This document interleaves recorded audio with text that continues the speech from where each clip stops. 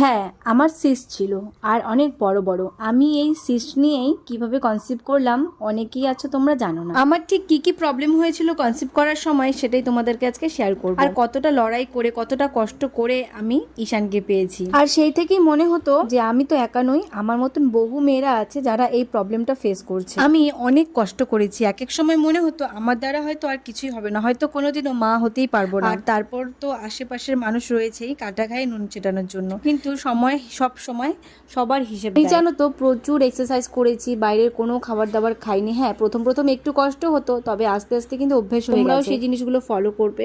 আমার কিন্তু সব রিপোর্ট ঠিক ছিল। ডক্টর আমাকে যখন দেখলো কোনো কিছুই আমার ফল্ট খুঁজে পাচ্ছে না, তখন বললো তোমাকে ল্যাপারোস্কোপি করে দেখতে হবে। আমার টিউব ওপেন ছিল, আমার সমস্ত কিছুই ঠিক ছিল, তার সত্ত্বেও কেন প্রেগনেন্সি আসছিল না সেটা কিন্তু বুঝতে পারছিল না। কিন্তু সবশেষে আমি একটা কথাই বলবো, তোমরা যে জিনিসটা শুরু করেছো সেই জিনিসটাতে যতদিন পর্যন্ত না সাকসেস হবে তোমরা হাল ছেড়ো না। এখন আমার একটাই প্রচেষ্টা, আমার হাত ধরে যেন অনেক দিদিরা অনেক বোনেরা এই স্বপ্নটা পূরণ করতে পারে।